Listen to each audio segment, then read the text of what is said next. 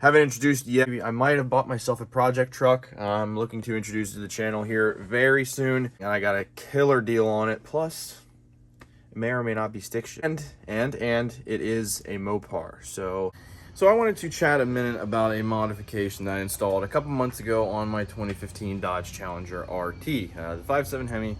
A few months back, I installed the roar pedal throttle controller. Now, I am in no way hating on this mod whatsoever. I just wanted to explain why I don't actually use this anymore. Now, I drag race. I have drag raced this 2015 Dodge Challenger. I also drag race a 2010 Dodge Challenger. Now, one of the biggest problems that I've had with this 2015 Dodge Challenger is the throttle latency. Now, it has gotten so much better now that I have a custom tune for the car, but the throttle latency is still there. It's not as bad, but it's still there. So when I'm drag racing, I get up, bump in, whatever, yellow. I wait for the lights to drop, floor it. There is such a delay when I'm even like on the converter a little bit. There is such a delay that I thought, hey, I'll buy a throttle controller, take away all of that junk. So it turns out that this throttle controller, and I'm not speaking for any other throttle controllers because I'm not sure, I've not experienced any other ones besides the roar pedal. The throttle controller only works with that initial hit on the throttle. So when I'm up on the converter, waiting for the tree to drop, and then go to floor it, it still has that lag, which is mind-blowing to me because something like this shouldn't have that, but it's the drive-by-wire, whichever you may call it. But the biggest reason why I bought the throttle controller, it doesn't seem to fix it. That initial hit when you're driving around and just driving normally is fine. It takes away that throttle latency immediately. But for me who's trying to drag race and I need that throttle response, it's just not there after being on the converter for a little bit. It's a great product, and I really enjoyed it when I was driving around with that initial test I did on the video. It completely takes away every throttle latency issue that you could ever have. But I decided in my own, even though yes, I spent the money on the throttle controller and I'm happy that I was able to experience it, but I want to be able to have this car run as perfect as possible without any outside mods. I want it to be able to be tuned, and I spoke with my tuner. I want this car to be able to be tuned perfectly and just work without any outside mods like the throttle controller. So I send data logs to Johan at Diablo Sport, and then he helps me perfect my tune, and within that tune helps the throttle latency.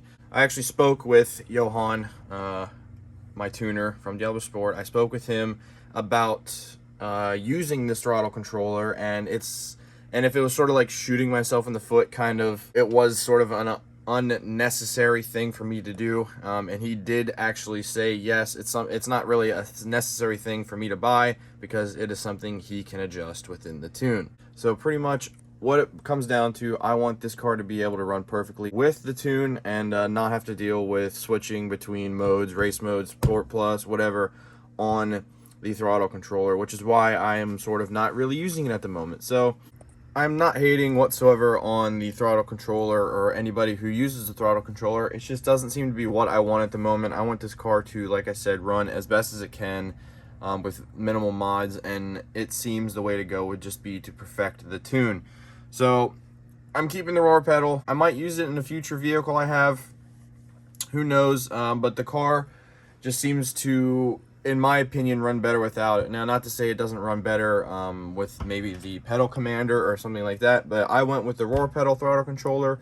I don't regret it. It was 150 bucks. 150 bucks isn't that bad to be able to test out something. And in my case, you know, I'm okay with spending the money to figure out, okay, if I used it, it was great, but if not, you know, whatever, it's 150 bucks. But I sort of wanted to keep you guys in the loop of what's happening with the Challenger and sort of what mods I am using and I'm not using. So at the moment, the throttle controller is plugged in, but I'm not using it. There's a mode on it where you can just set it to negate the whole thing, and it just goes back to running as it would without the controller installed. I do need to uninstall it, but I'm really not worried about it at the moment.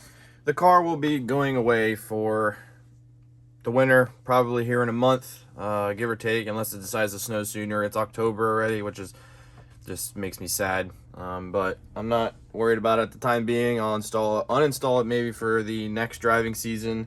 I got other things on my plate at the moment.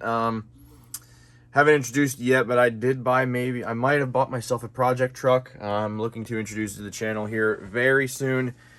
So stay tuned for that. This thing is amazing, and I got a killer deal on it. Plus, it may or may not be stick shift. So, and it is a Mopar. So keep that in mind. Subscribe and like if you are excited to see what I might have gotten. But I just wanted to keep you guys in the loop. Like I said, I am not using the Aurora pedal on the Dodge Challenger. I want to be able to perfect the tune through Johan at the Albert Sport, and maybe one of these days I can even take it to get dyno tuned. I don't know, I have to figure it out, but I want the car perfect as it can without having extra mods on it. You know, the throttle controller, it just didn't, like I said, it wasn't what I wanted and wasn't what I was looking for, especially with drag racing. It just never seemed to be there, even though I had it installed. So that is all for now. Stay tuned for videos to come. Like I said, new project truck, wink, and we will see you in the future videos. So you guys have a nice day, and we'll see you later.